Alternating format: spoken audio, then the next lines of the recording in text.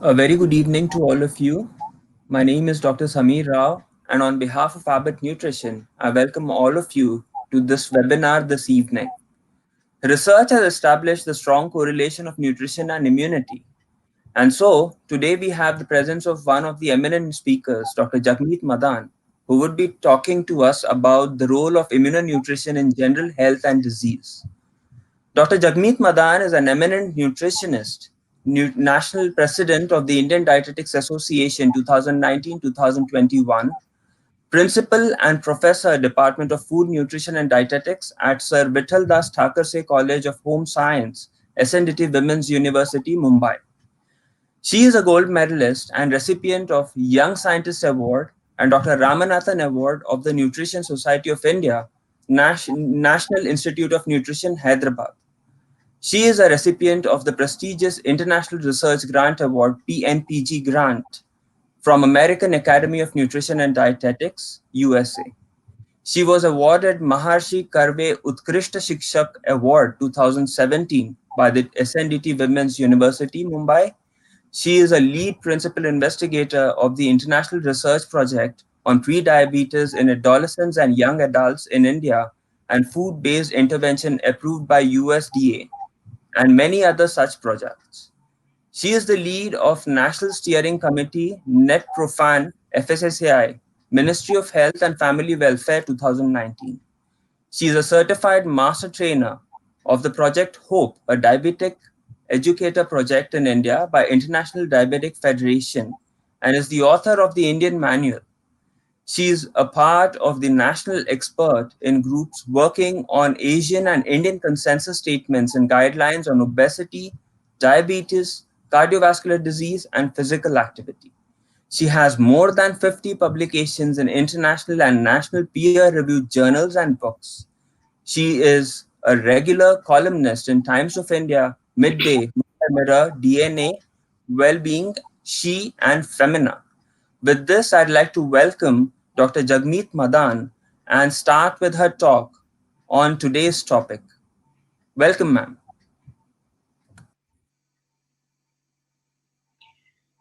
A very good evening to one and all.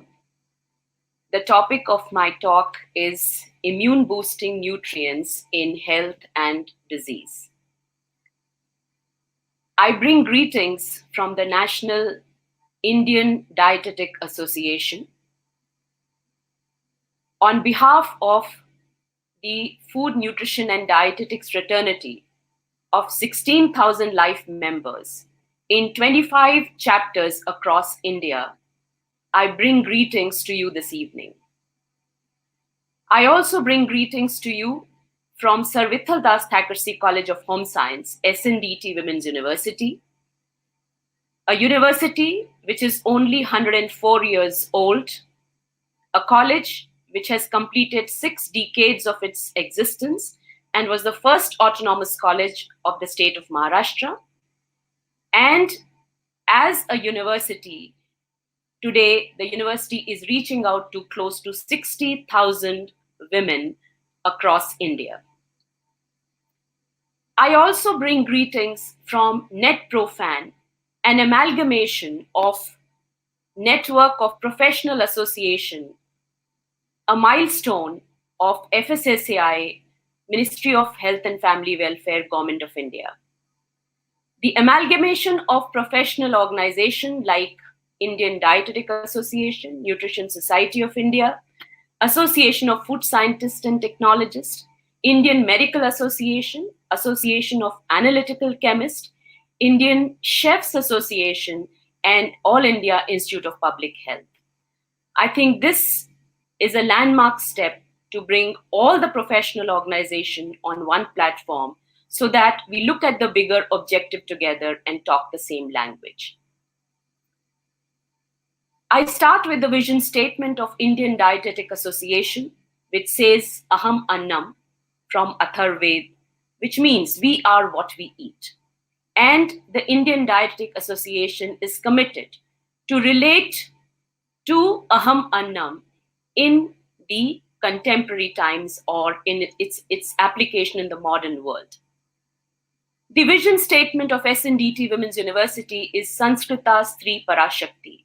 An enlightened woman is a source of infinite strength, and we can see that empowerment happening for the last 100 years. The tagline for Net Profan Eat Right India movement is Eat Right, Eat Safe, and Eat Sustainable. I begin my presentation with a sincere gratitude to frontline workers in the present time who are putting their lives at stake to protect the Indian population. We are thankful to our doctors, to our nursing staff, to our dietitians, healthcare workers, government and non-government organizations. Friends, the present time is a huge opportunity, and I feel it's a time to introspect. It's a time to learn to maximize on the available resources. It's a time to emphasize on quality within a defined quantity, keeping in mind the limited resources in hand. Hippocrates said, "Let food be thy medicine and medicine be thy food." As a nutritionist, I vouch for the statement that your food can work as medicine, provided you use it like a medicine. How do you use a medicine? A medicine is a specific compound which is quantified and its frequency is defined.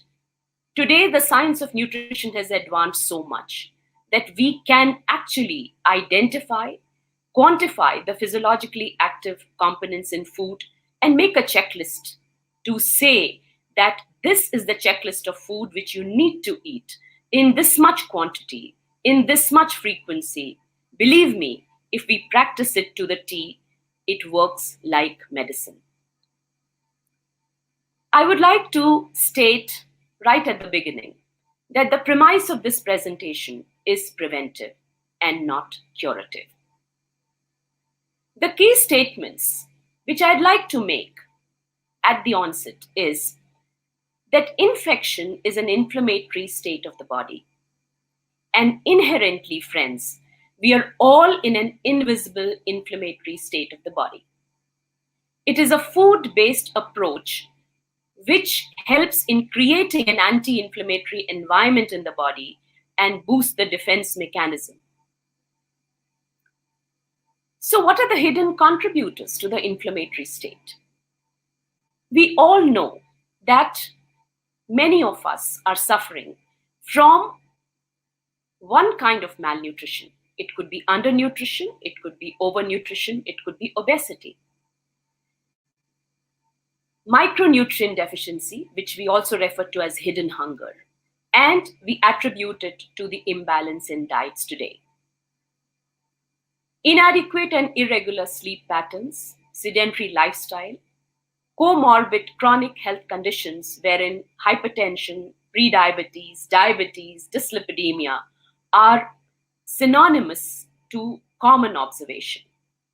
Chronic stress because of the kind of lifestyle which we are leading today, and the underlying depression which is not apparent. And to add to this is the environmental pollution. Friends, all what is mentioned over here are the hidden contributors to an inflammatory state of the body, which is not a good state. I would just like to add a new emerging concept, which to my mind will be the thrust area of research in the next few years, and that is the presence of dietary advanced glycosylated end products in food. There is literature to support that foods which are high in lipid and protein content exhibit the highest age levels. And among that, fat and meat groups contain 30 to 12-fold higher age content. Even foods which are high in carbohydrates contain high dietary age if they are subjected to dry heat cooking treatment or processing treatments, which you can see in foods like cracker, chips, cookies. So what is important is that it's not only important as to what we eat, but how do we treat the food? That is also important. So, the dietary advanced glycosylated end products, it is documented that they tend to increase in alkaline pH, dry heat cooking method, and low moisture levels. On the other hand, we can decrease their production by altering the pH, whether it is the addition of lemon juice or vinegar, making it acidic, increasing the moisture levels, and subjecting food to lower cooking temperatures and shorter times.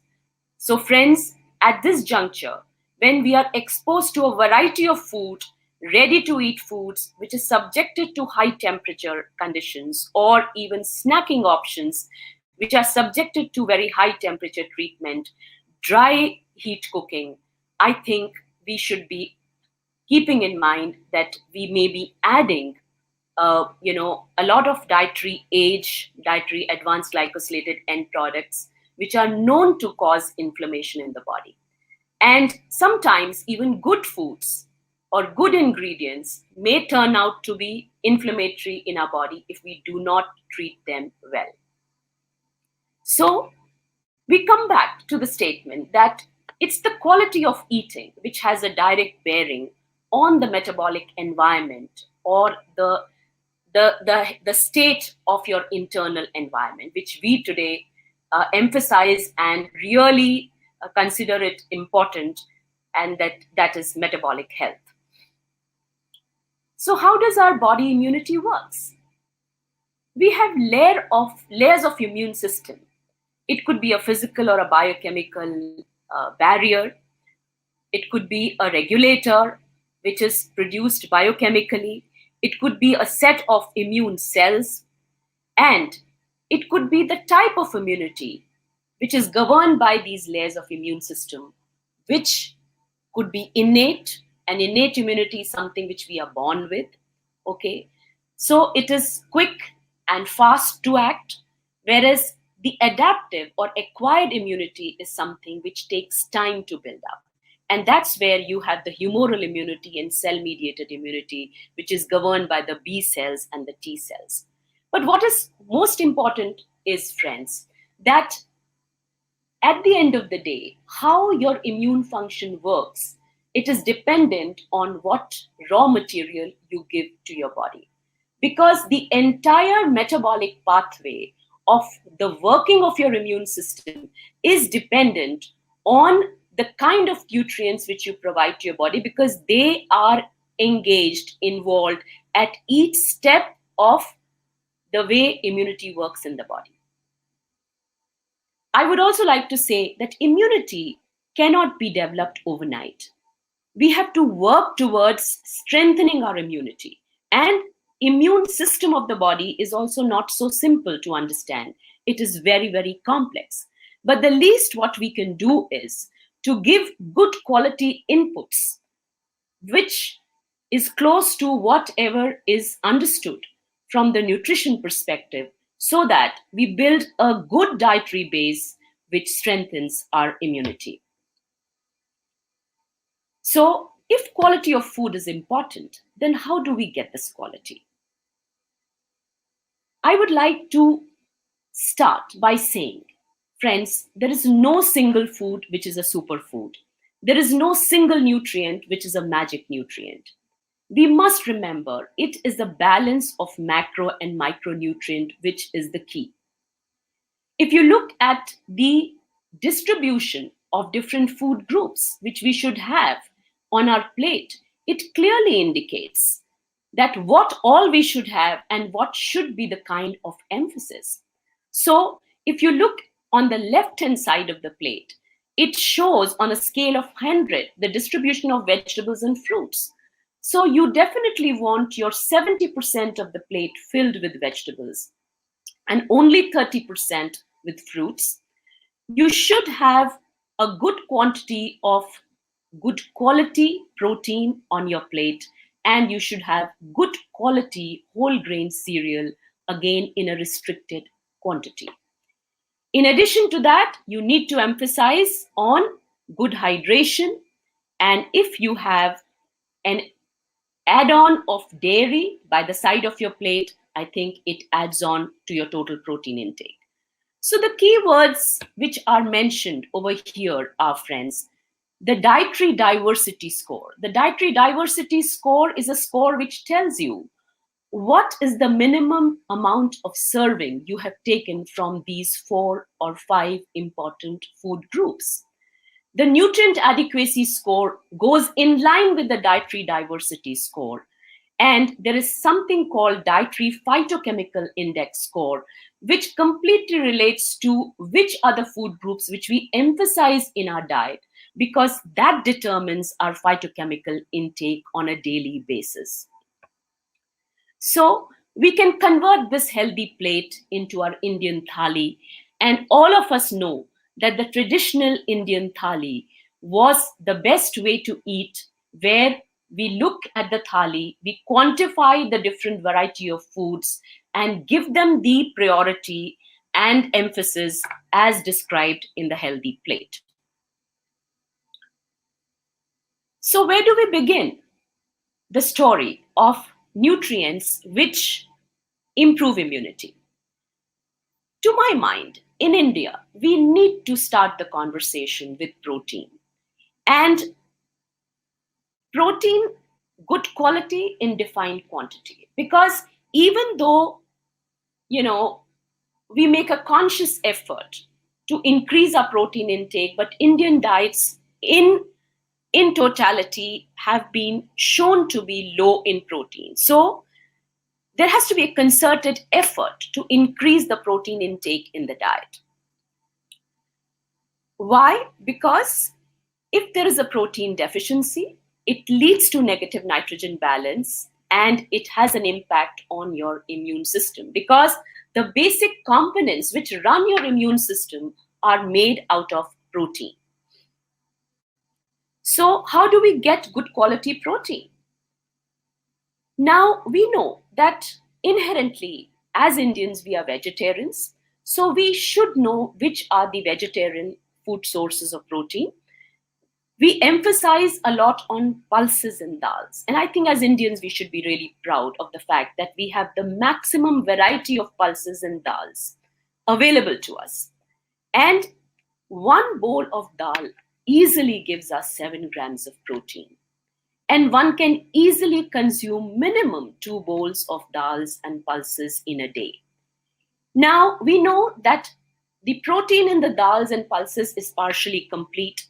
So we need to combine it with a cereal to complement the protein and make it complete. We need to combine it with nuts and oil seeds so that, it becomes a protein of good biological value. But I would also say that in addition to vegetarian protein sources, we need to emphasize on milk and milk product.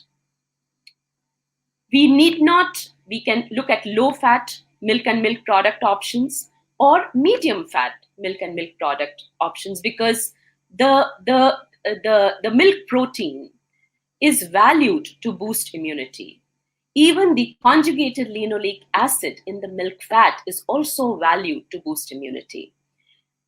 In addition to milk and milk products, of course, for non-vegetarian people, you have the egg, you have the meat, you have the lean cuts of chicken and fish.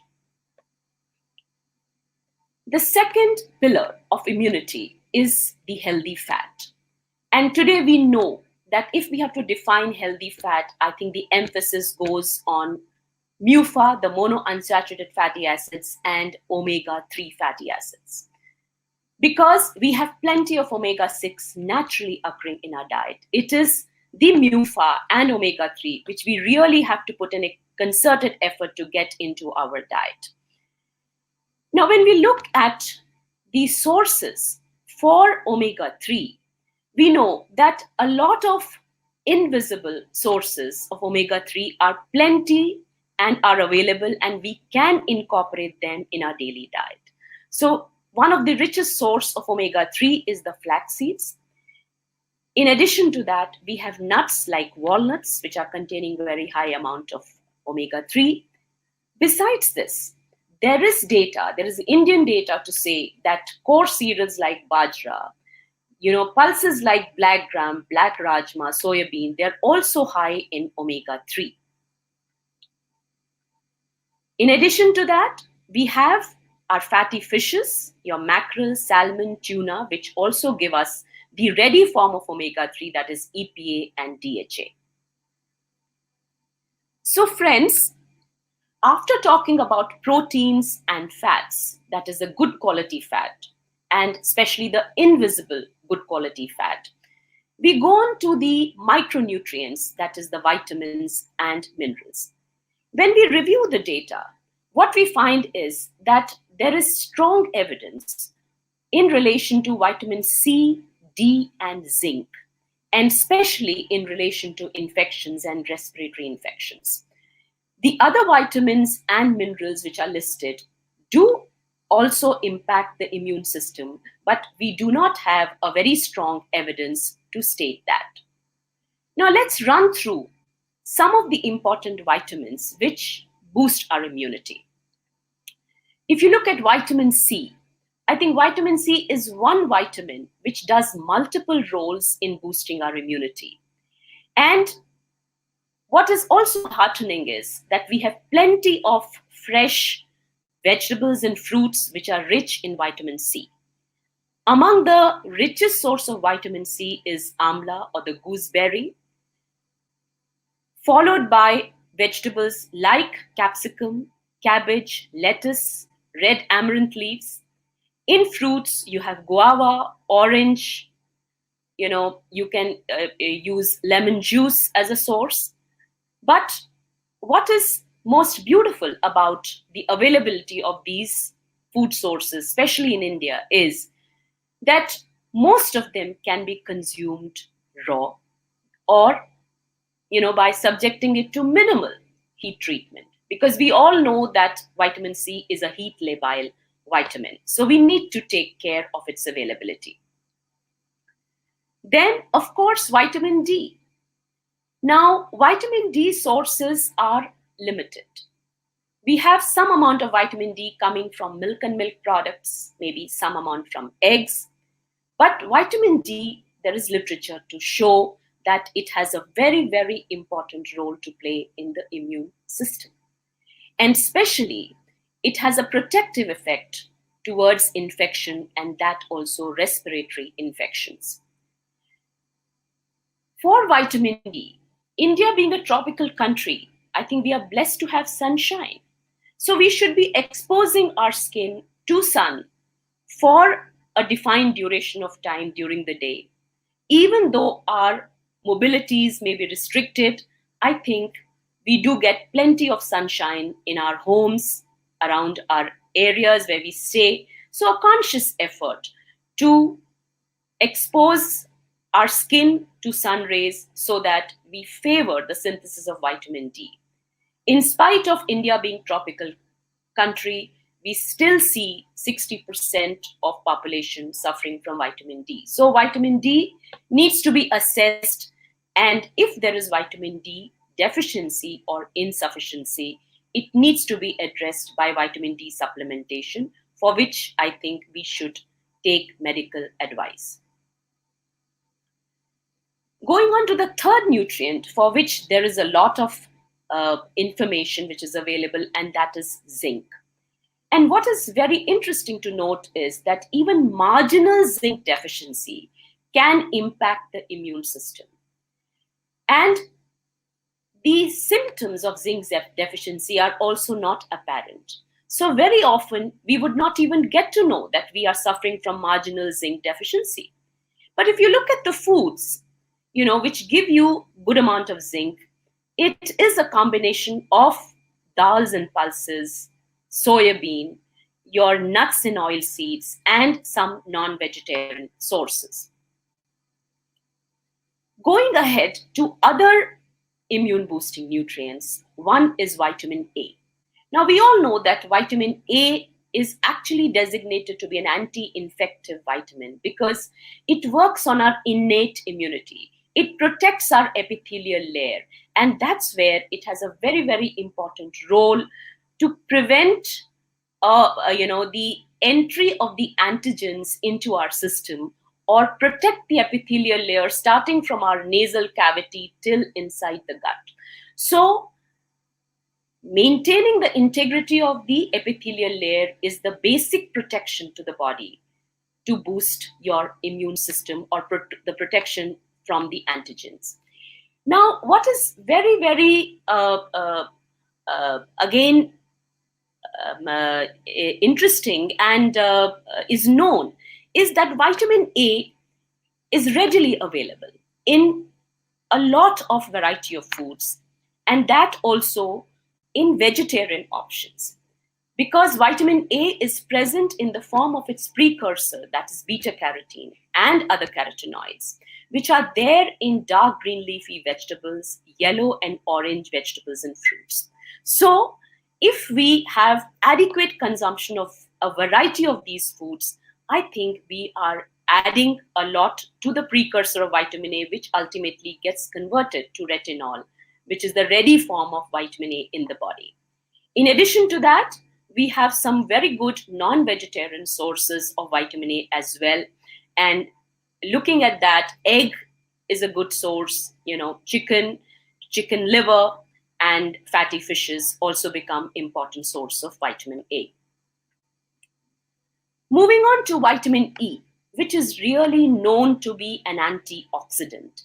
And remember, friends, for a good immune system to work, we need good antioxidant mechanism in the body. And how do we get vitamin E through our foods?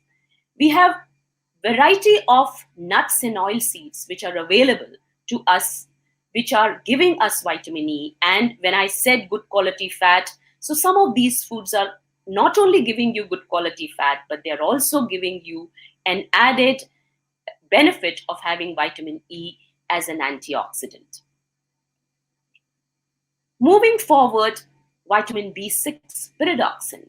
Pyridoxine again is a very important vitamin for boosting your immunity, because it is not only engaged in the various reactions and processes which are the underlying layer of your working of your immune system, but it also has an integral role to play in the metabolism of protein in the body. And if you look at the food groups which give you plenty of vitamin B6 or pyridoxine, the food groups which really top the chart are nuts and oil seeds, pulses, whole grain cereals, some of the vegetables like drumstick leaves, fenugreek leaves, some of the herbs and spices, something like garlic, ginger, curry leaves, methi seeds, jeera seeds. These are all rich in pyridoxine. And even a fruit as simple as banana also gives you good amount of vitamin B6. Vitamin B12, another important vitamin for the immune system. Vitamin B12, the sources are very limited because it's only obtained from non-vegetarian sources. So you have the egg, you have the meat, you have some amount in milk, but vitamin B12 also gets synthesized within your body in your gut. So if we have a good gut microflora, we will be synthesizing adequate amount of vitamin B12 with a good amount of intrinsic factor. Folic acid, another very important vitamin for immunity. And if you look at the foods which give you folic acid, we find again that pulses become very, very important. And following pulses, the vegetables. Among vegetables, it's the spinach, it's the fenugreek leaves, it is the amaranth leaves, it's the beetroot, it's the capsicum, yellow, red, green, it's the drumsticks, it's the bitter gourd. So you have so much variety which adds folic acid to your diet. And in addition to that, you have nuts and oil seeds, ranking the chart high, and some of the fruits like mango and papaya. Moving on to selenium, which is also an antioxidant. And if you look at the sources which give selenium, which adds to the antioxidant mechanism of the body, and like I said, which is very, very important for the immune system to work. So here also you see pulses, topping the chart, and your tur dal, chana dal, moong dal, whole chana, and some of the non-vegetarian sources like egg, fish, and chicken. Moving on to magnesium, which is again not only a cardioprotective nutrient, but also has a role to play in the immunity, uh, uh, both the cellular immunity and the humoral immunity. And if you look at the food sources which give magnesium, uh, the foods which are topping the chart are the whole grain cereals, whether it's ragi, nachni, jawar, pulses and legumes, your green leafy vegetable, nuts and oil seeds, and especially your garden cress seeds and black pill. So, having run through these nutrients, their role, and their important sources, I come to a concept which is called as nutrient density. So, what is nutrient density? Nutrient density refers to the amount of nutrient provided by a defined serve or a defined calorie or quantity of food. So, nutrient density would relate to high total nutrient content per calorie or per gram of food. Now, why I brought this concept here is, as we ran through the variety of sources for the immune boosting nutrients, or the nutrients which are important for the working of our immune system, they work as substrates to facilitate the various the metabolic reactions which are underlying the working of immune system. If you just look at the range of those foods, we find that some of the food groups top the chart. So, if I look at which are the food groups which really top the chart, one is dals and pulses.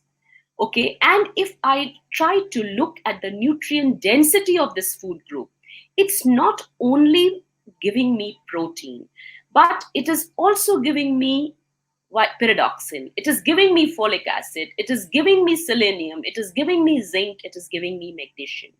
So, one bowl of dal and pulse is not only giving us protein, but is giving a plethora of all the other nutrients which have a significant role to play in boosting our immunity.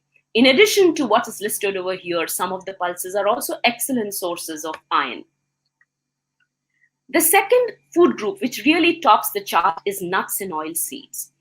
And if you look at the range, we have plenty of nuts and oil seeds which are available to us.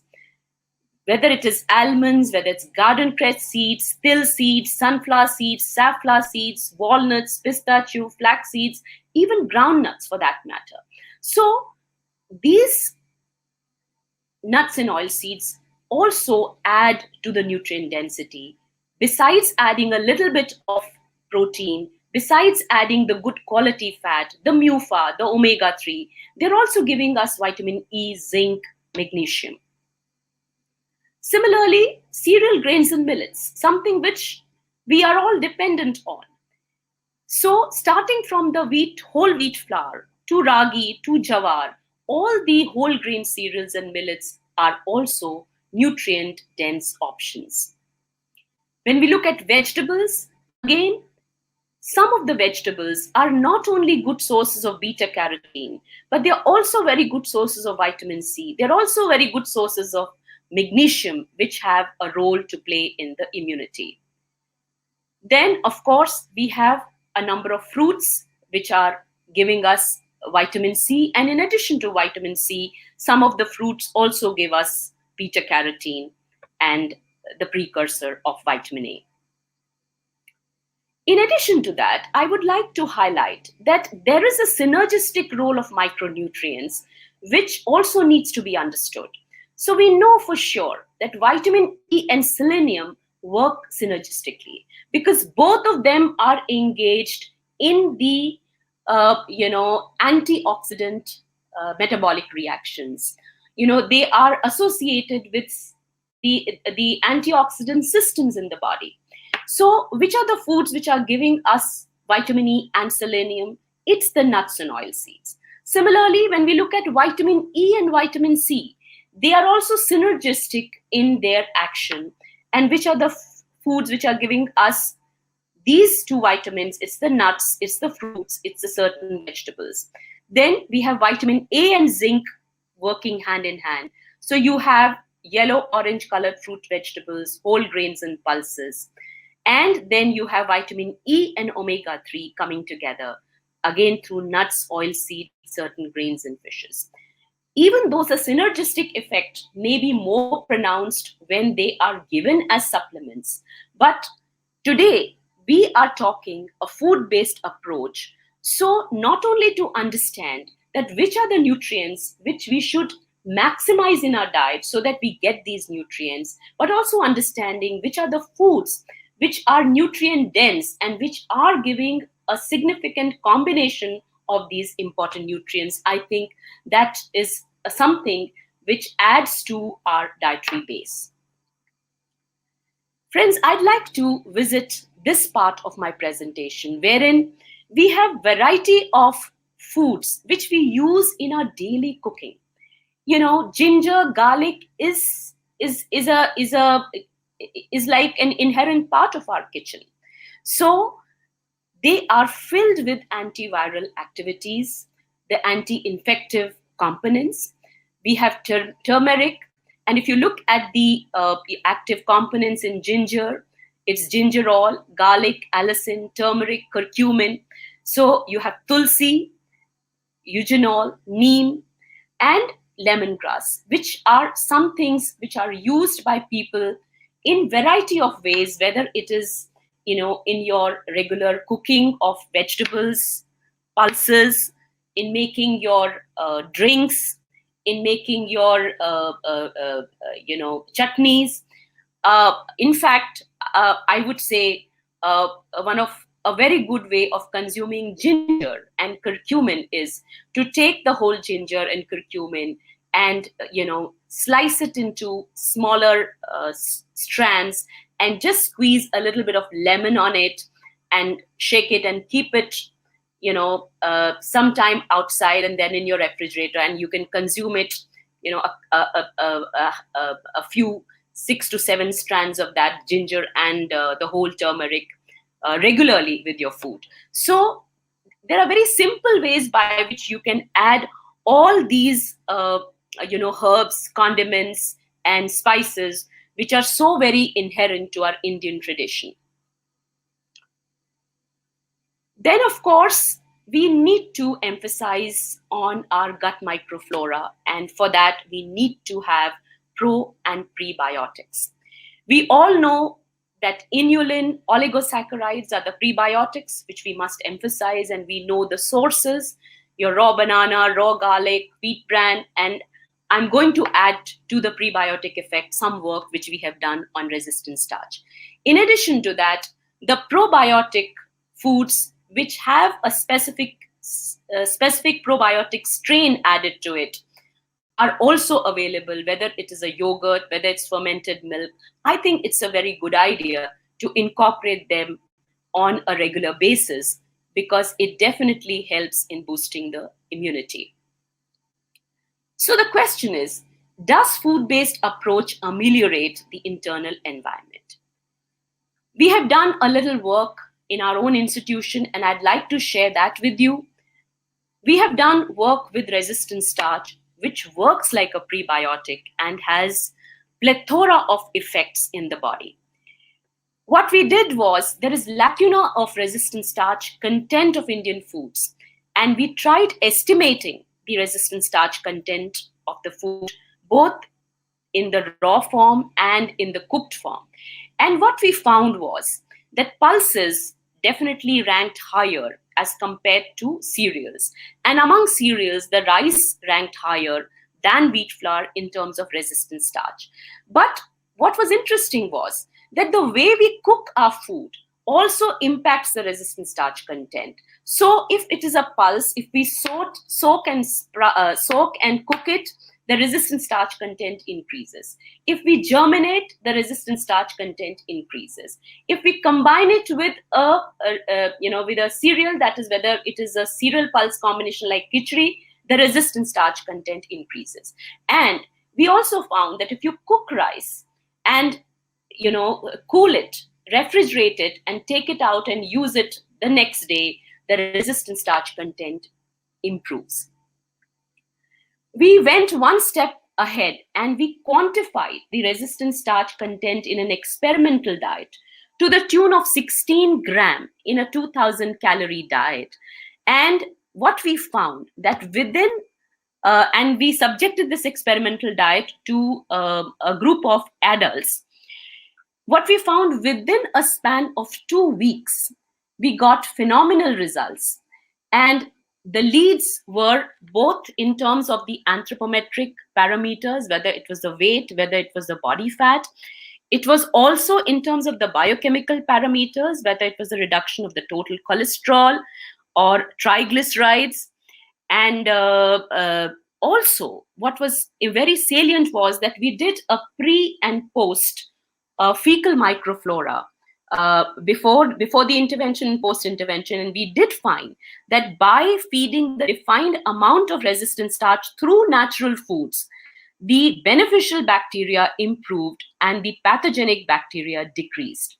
So friends, the point which I'm driving here is that if I make a statement that your food can work as medicine, I think we really need to be very scientific in looking at the food, in identifying the specific component, quantifying it, and quantifying not only in food, but quantifying it in variety of foods which we consume throughout the day, and make a checklist which would give us that active component in a dose which will give physiological effects in the body. And that's precisely what we tried to do in this study, and we got very good leads, though it was a pilot study and we need to take it further. We published the results of that study and it's available. We are doing some work with nuts now, and that work is also in the process of publication, and we'll be sharing the results.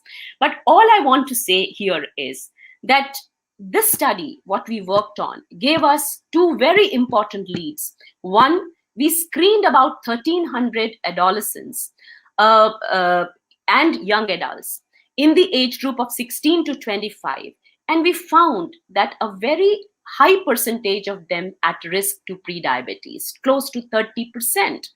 And moving further, we did the intervention by replacing the snack with nuts, and that is almonds. And the leads which we are getting in the results are very, very positive. And we could see that just by replacing their snack with a defined quantity of nuts, we could see an improvement in the anti-inflammatory state of the body. Moving further, I did mention about the dietary phytochemical index. So this is something also which, friends, we need to start calculating.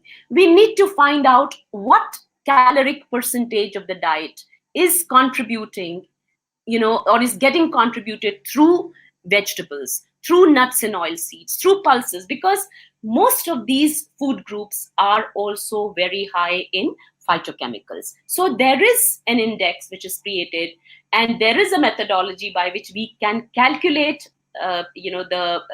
this index and quantify it for the total diet, and say whether the kind of diet which we are consuming is anti-inflammatory or no. And there is a study here to say that higher DPI score are related to lower prediabetes. Moving further, when we talk about immune boosting, I think we cannot forget water or fluids. And let's remember that adequate intake of fluids is very, very important.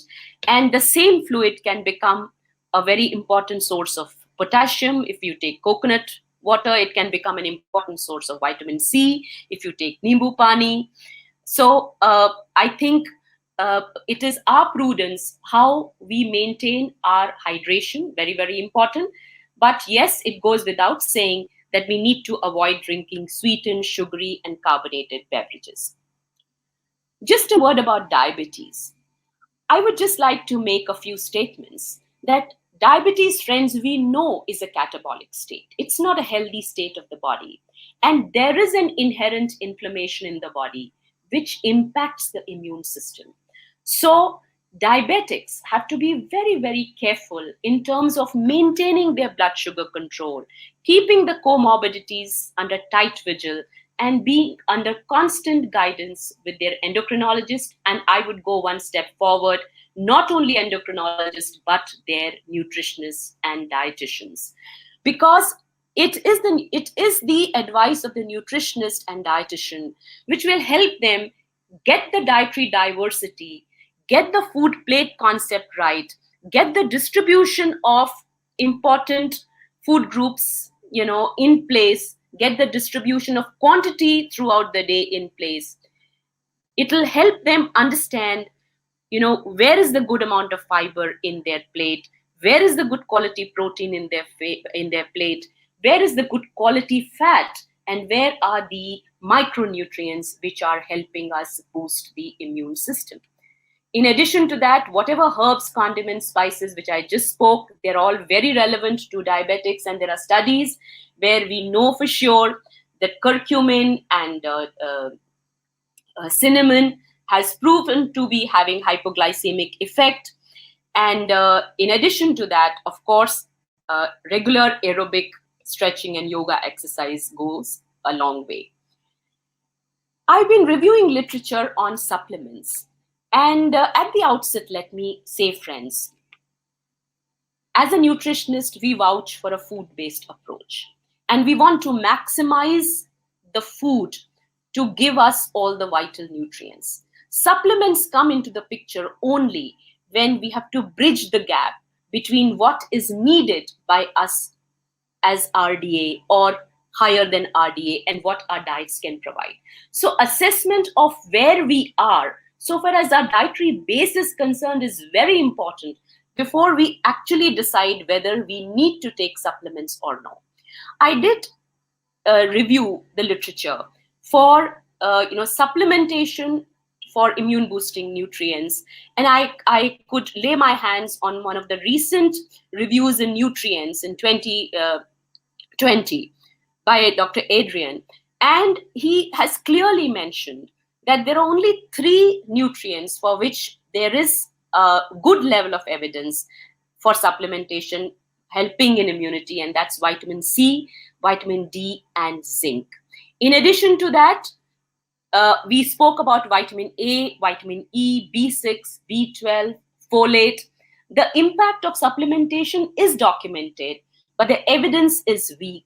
And even for selenium, magnesium, and what has been actually concluded in this review is that better design of human clinical studies addressing the dosage and combination of micronutrients in different populations are required to substantiate the benefits of micronutrient supplementation against infection.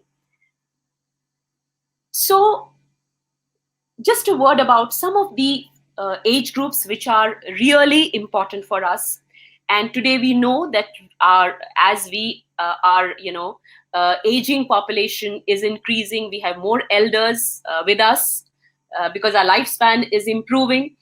So for such population, how to incorporate the foods which are rich in immune boosting nutrients.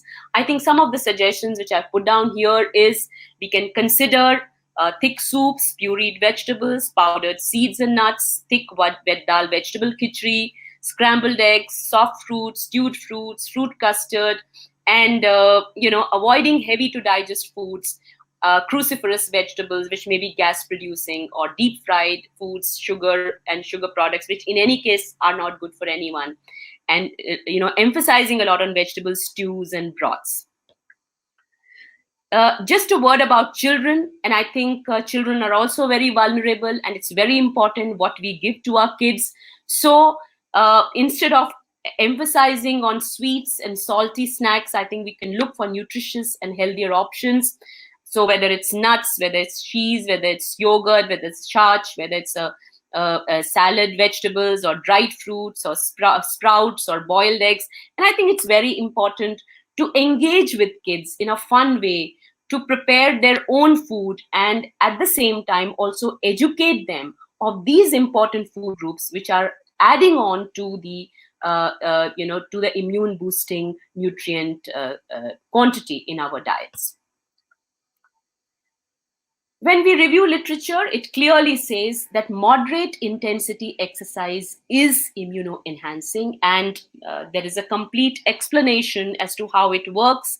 If we do a regular moderate intensity exercise, it has an impact on the inflammation, it favors regeneration of immune cells, and it is shown to have an very beneficial impact on elderlies and people who are on the higher side in weight.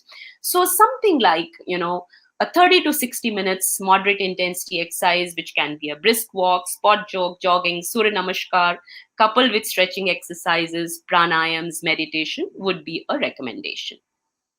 So friends, the key take-home messages which I want to leave you with is that the first line of defense to prevent any infection is the social distancing and good hygiene practices for self and food handling. The best approach to boost your immunity is a food-based approach with prudence to pick the right foods in the defined quantity and combination to get quality in a defined quantity. Look for nutrient density as it helps to get more nutrients in less quantity, and it's important for elderly and children. Start your day with whole fruits and nuts because they are alkaline, they are fibrous, they are nutrient dense. Make breakfast a very important meal. Get the good quality protein in your breakfast. Get the good fibrous carbohydrates. Get the nuts in your breakfast. See to it that you pick on any one of your good quality and good amount of protein. Your milk, egg, curd, dal, sprout, pulse. You couple it with whole grain cereal and millets and nuts to make it complete. And you can add definitely a dash of vegetable and find that opportunity. Get your plate for lunch and dinner right, and by asking the questions, where is my fiber in the plate? So look for your salad, look for your veggies, look for the colored vegetables on your plate, look for the herbs. Where is my protein? Look for good quality and good combination of vegetable proteins in your plate. Look for a very good fibrous cereal, a millet preparation, and see to it that you add more fiber by adding whether it is through the whole grain cereals or through quantifying and not only taking salads but having good quantity of vegetables. So remember the plate which I shared with you. Your 3/4 of your plate is filled with vegetable, 1/4 filled with fruit, again green color, all colored, yellow, orange, your anthocyanin rich vegetables which are bright pink in color, and good quality protein and a defined amount of whole grain fibrous cereal, and a dairy by the side is a big plus. Use fruits and nuts for snacking options and minimize the consumption of high fat, salt and sugar foods, which we have already initiated the Eat Right India initiative by saying aaj se thoda kam. So aaj se thoda kam namak, aaj se thoda kam tel, aaj se thoda kam shakar. And similarly, we also look at the advanced glycosylated end products, which I mentioned earlier. So see to it that it's not only what foods you pick, but it's also important how you make your food. How do you treat the food? So subject them to low heat, short time of cooking, and moist cooking methods and low pH methods. I think if you have any questions, I'll be most happy to answer. And if you have any queries, friends, please write to me at idanationalpresident@gmail.com or svt@sndt.ac.in. Thank you so much for a patient hearing.